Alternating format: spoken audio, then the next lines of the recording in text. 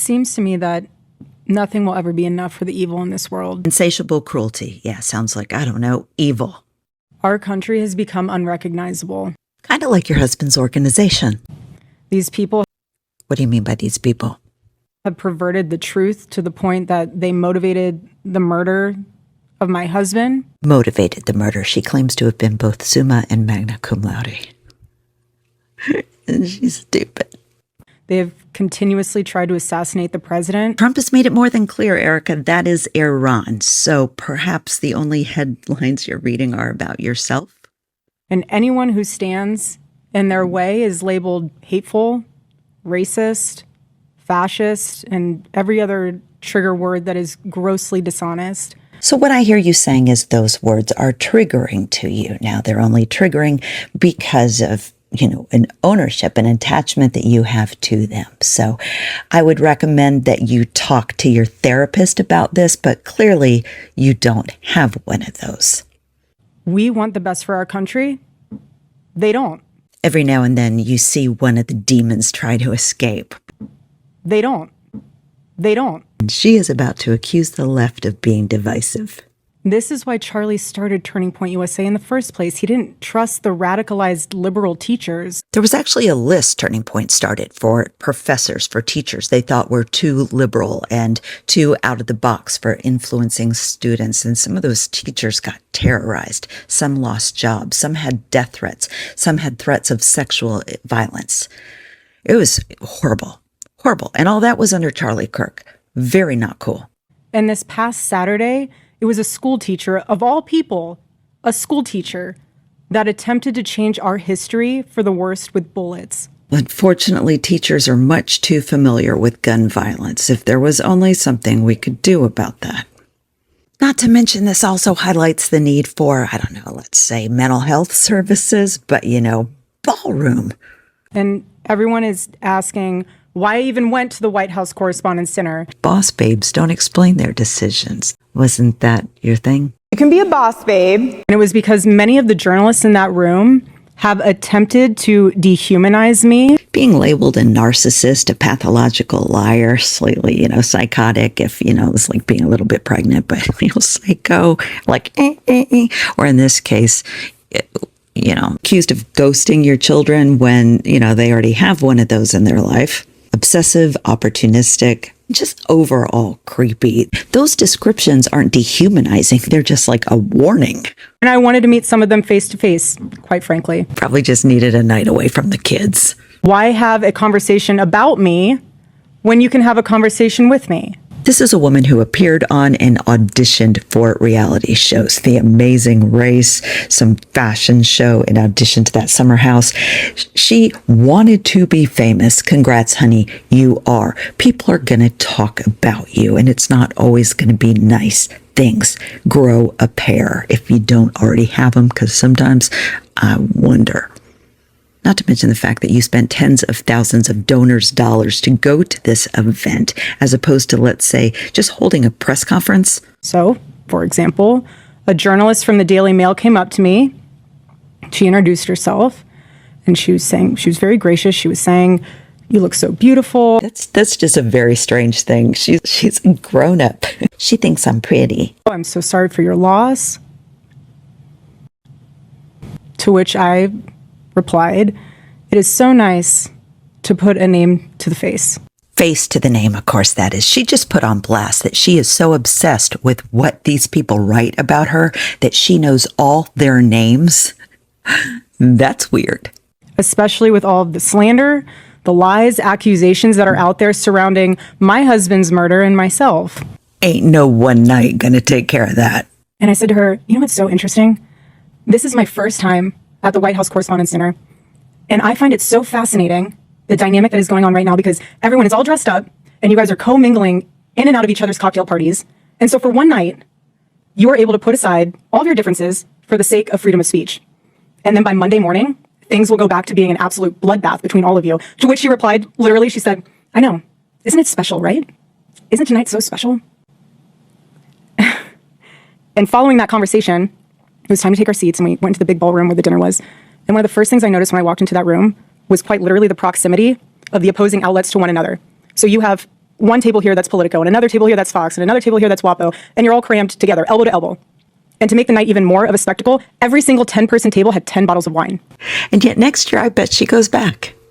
The president of the White House Correspondents Association, she did a great job of trying to make the evening have that feeling of Americana. You know, we were in a room celebrating freedom of speech despite our differences. She literally just slammed the hypocrisy. U.S. Marine Band performed the national anthem so beautifully. And then shortly thereafter, gunshots rang out and total chaos ensued. Doesn't this just read like she's frustrated she was inconvenienced? And you guys have all seen what happened next because there are 1,000 videos of it. She won't even say what it was. So let's discuss that fact for a second. That's one hell of a filter. Imagine if it would just take away some of the bitchy face. If you were in that room, you had no way of knowing what the status of the shooter was, how many there were, or honestly really anything. It was just utter chaos. And so during an active shooting, these journalists are using their phones to find moments to capture for clips. She's a CEO. They were so concerned about getting a video in a room with an active shooter. Of course, they are going to record the news. It was kind of a big deal what was going on. That they could have accidentally and quite literally filmed themselves being shot. Next to Donald Trump, I have never seen somebody so not self-aware. We just listen to all your vitriol over these people. And we're supposed to believe that now your frustration is because you were concerned for their well-being. Many of those people have become so desensitized that fight or flight became secondary to the opportunity of putting themselves into the story, which ironically breaks the #1 rule of journalism. One of the biggest falsehoods that both Turning Point, Erica Kirk, and even Charlie to a certain extent propagated was that she is intelligent. And that is why I don't let up on this fact that she is dumb. She is dumb. She is dumb. She thinks that because they are there, that they're not supposed to report on what's happening around them. And again, ironically enough, the shooter was a teacher. Her attempt to tie this together is absurd. You have these people who are supposed to be teaching our children. There's not some teacher president assassination club. It was one person. The future of this country, and he's so unhinged. Pop meat kettle. She's wearing black. He is able to teach children by day and then attempt to murder the president of the United States by night. Unless there's more than one president of the United States, that makes no sense whatsoever. And in his manifesto, he starts by contextualizing himself by saying, I am a citizen of the United States of America. Was he an English teacher? Because that's a strong opener. And while we may have big problems with illegal immigration in this country, And the whole foreign agent honeypot situation. I have to tell you, we have an even bigger problem when it comes to the systemic indoctrination and radicalization of our own citizens. Oh, she's not wrong about that. There's this one organization in particular that goes into high schools and college campuses, and they're funded largely in part by this country that has huge political interests here because we pay for their everything, like healthcare and their college and, free everything for them. Their kids, we even give them money to make sure their kids get a monthly stipend. Yeah, it's a sweet deal for them. And if they have an inkling to expand their territory, they just let us know and we just go to war for them. This is what got my husband killed. This is what has led to 3 legitimate attempts on President Trump's life. Wait, excuse me, what? What do you mean by legitimate? According to President Trump, those attempts were by Iran. Iran tried to kill President Trump, and President Trump got the last laugh. 3 legitimate attempts on President Trump's life. So those would be legitimate because perhaps they weren't controlled, as opposed to maybe whose? Very peculiar word choice. And I can speak firsthand to that unbearable toll that this must take on our First Lady.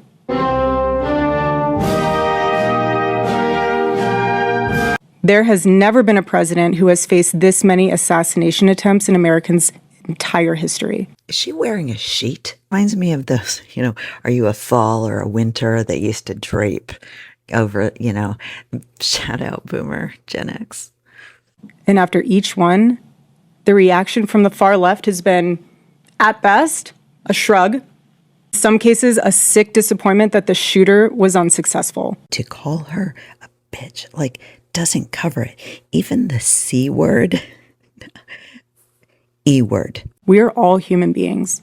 Yeah, when she says that, it doesn't sound like she means all of us. If you can just pause. Yeah, the woman who stood in a church and called protesters demonic is about to pontificate about empathy. Do you think these protests are helping? Personally, I do not. I think it's demonic. And just take a minute and ask yourself, how would you feel if even just one person made cruel jokes about the attempted murder of your loved one? And we'll stand up to crazy Nancy Pelosi, who ruined San Francisco. How's her husband doing, by the way? Anybody know? As a wall around her house, which obviously didn't do a very good job. I think it's demonic. That is what Jimmy Kimmel did to the First Lady. He said that she had the glow of an expected widow. The glow of an expected widow. Just 48 hours before that nightmare almost became a reality. There will be some shots fired tonight. Mrs. Trump, you have a glow like an expectant widow. Melania's birthday is on Sunday. That's right. She's planning to celebrate at home the same way she always does, looking out a window and whispering, "What have I done?" And now, deep thoughts. In this culture we're living in, absorbs disagreement as a form of personal betrayal. Why does she even try? If you go flying back through time and you see somebody else flying forward into the future, it's probably best to avoid eye contact. It turns having an opposing viewpoint into a moral crime worthy of punishment. And here's what I've realized through all of this, truly, having lived through quite literal hell these past 7 months. Literal hell, really. How many fireworks and sequence dresses and awards and White House visits and on and on and on. Just shut up. If you strip someone of their humanity long enough, you will arrive at the chilling conclusion that they don't deserve to exist at all.